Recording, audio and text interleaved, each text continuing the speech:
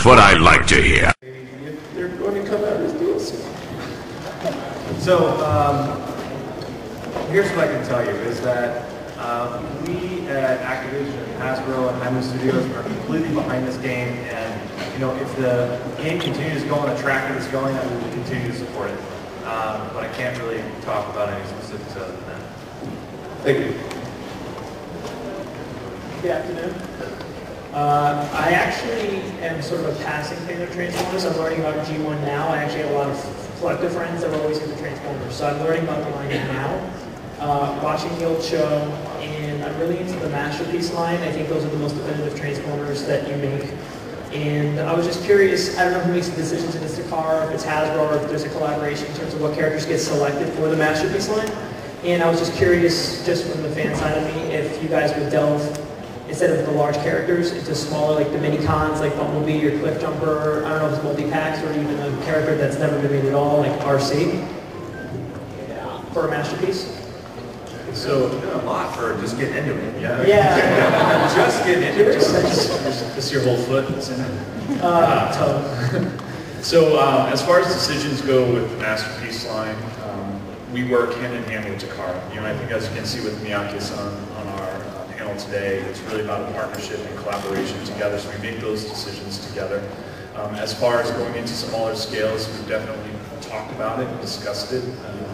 Of course, everything makes sense at certain points in time, and nothing's ever off the board. So we love it. I love the Masterpiece line. I think they're great products, great toys. And again, it's a lot of those heritage characters, but it's also how can we make it different in the future. So it's definitely something we're discussing and moving forward with other things. Appreciate it. Thank you. Hey there, everybody. I want to say thank you, Wars for Cybertron. It was a freaking awesome game. I very much appreciate it. Thank you for bringing Peter Cullen back on the top. I wanted to ask also about, if I'm correct, the character Ironhide is not voiced by Peter Cullen in any of the incarnations of the game? That's correct, yes. Peter just does. I wanted to pretty much ask, well, why the heck not? We worked together a lot on voices, you know, as much as the visual, you know, Transformers is as much an audio property as it is a visual property. The audio is so important for any kind of game that we wanted to tell. And, you know, I'm trying to think specifically about that particular choice. I think we just really knew we wanted Peter for Optimus. And then for the other characters, we were just kind of reimagining them a bit. And so that meant slightly different voices than what you might have remembered. Okay. Well, there's a lot of us that still love the old, in-your-face Peter Cullen Ironhide too, so please don't forget about it. Thanks. Hi there, it looks like you got a lot of questions for War for Cybertron. I've got another one or some comments about that. So congratulations on a great game. It's what we G1 fans have wanted for a franchise for a very long time. Thank you. And I guess my question would be, you guys haven't mentioned anything about a possible sequel for that game or a G1 follow-up perhaps. Maybe you have some comments on that. And my other comment towards the game was, during the game, and in a lot of reviews it's been criticized, and I agree with that 80% of the game you're always running out of ammo, there's no ammo in the game, the enemies don't drop ammo, and you've got such a wonderful, fun weapon system and shooting mechanic, but you can't use it because you're always out of ammo. And I was hoping that there'd be some kind of patch or some kind of fix so that you don't have that problem. Because what's happening is I'm running around and you know, it's fun to melee them as well, but your team members that are playing with you, controlled by the CPU, they never run out of ammo, and they're having all the fun, and I want to shoot stuff too. So let me answer the first part first, right? You know, we're continuing to kind of wait and see how things are going with the current game. You know, it's doing very well, and the fan reception has been great, and I can tell you that personally I would very much love to make another Transformers game. So we're just going to have to wait and see how that pans out. Specific to the ammo stuff, we did an enormous amount of focus testing, and you know, interestingly, that never really came up as an issue when we did a lot of focus testing with people running out of ammo.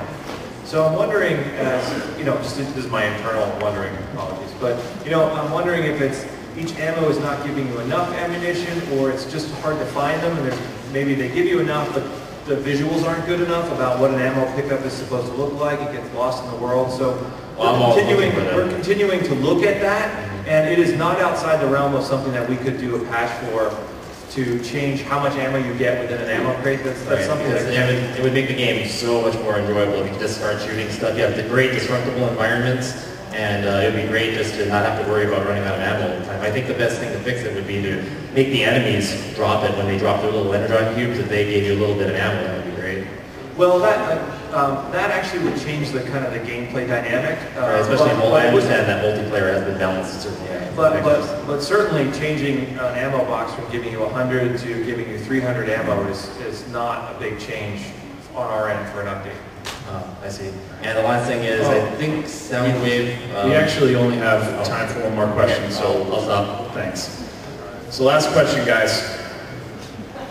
Hi, first I'm going to start off by saying that Transformers have been part of my life for 2.5 decades, so thank you for carrying on the brand and more importantly the legacy. You guys are doing an awesome job. I currently work for the Xbox group. I did want to say I haven't purchased a game in 4 years because I get free games all the time until War for Cybertron, so great job on that. I'd like to hear that. So awesome game, awesome job.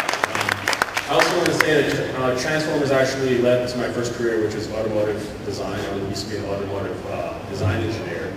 And after seeing a lot of these toys that you guys come out with, it amazes me because as an automotive design engineer, I'm like, this is actually more complicated than the designs I used to do with cars, Porsche and Honda. So I'm kind of flabbergasted about how you come up with a lot of these. My question comes down to, how do you not only come up with the ideas, but is it led more from the design side and then incorporated into the comics and the series and games, or is it more marketing focused, or from marketing side, or the designers and artists come up with it first and then the engineers have to make it happen? How does that work?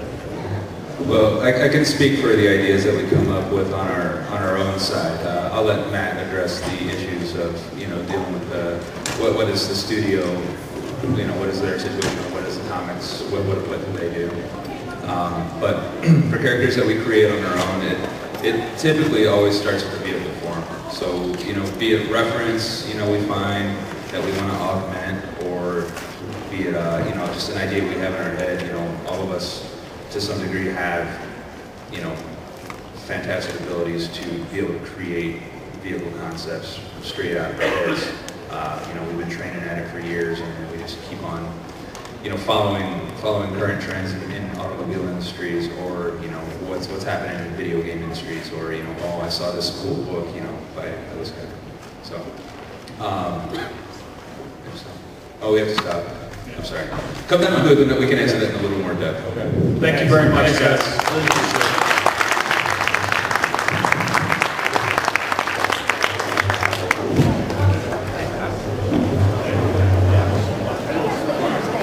We're leaving. Definitely. I'm leaving. I want to get a little bit closer to the next.